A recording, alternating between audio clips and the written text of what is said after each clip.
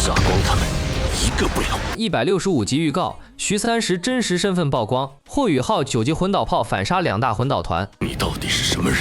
斗灵帝国交给我。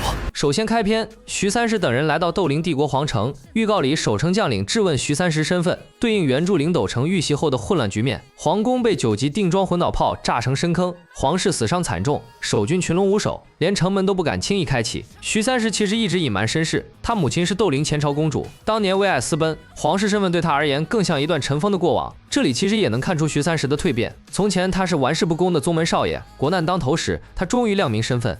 无论你的身份变成什么样，你都是我的徐三石。江南的那句话不只是情侣间的告白，更是在他最纠结的时刻给了他底气。不管是唐门弟子还是斗灵王爷，他站的从来都是他这个人。徐三石的身份曝光，也成了斗灵帝国的救命稻草。有皇室血脉主持大局，守军才能安稳，不至于都城被毁就直接崩盘。这也成了斗灵帝国后续翻盘的唯一火种。不到士团，全员立即集合。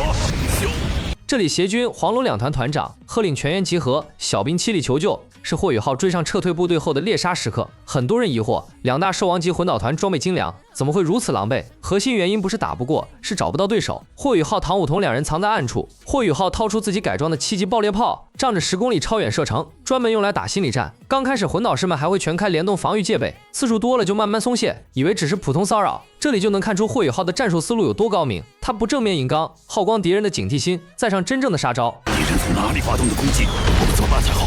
预告里2位团长，一个惊疑，一个慌神，就是心态崩盘的开始。被偷袭却找不到敌人，黄龙魂导师团团长徐天元愤怒地放出狠话，要把对手碎尸万段。看似凶狠，实则已经完全陷入被动。他们连敌人在哪儿，有几个人都摸不清，空有一身火力，却找不到目标。这种憋屈感比正面战败更打击士气。差不多该上重头戏了。预告这里，霍雨浩换上9级分解炮，发动致命一击。普通爆裂炮只是开胃菜，分解炮才是真正的杀器。这种魂导器能直接瓦解能量护罩，哪怕是联动防御也挡不住，一枪就能连人带护罩直接泯灭。2大魂导团彻底慌了，本来就刚打完都城，魂力消耗巨大，还要一直维持防御赶路，魂力越耗越少，军心越打越慌。而他们不分散搜索，也是因为一旦散开就会被逐个击破，爆成团又只能被动挨打，完全陷入了霍雨浩的节奏里。霍雨浩没动用多少本源魂力，就凭2门魂导炮把2支兽王级部队逼入绝境，这就是极限单兵的恐怖之处。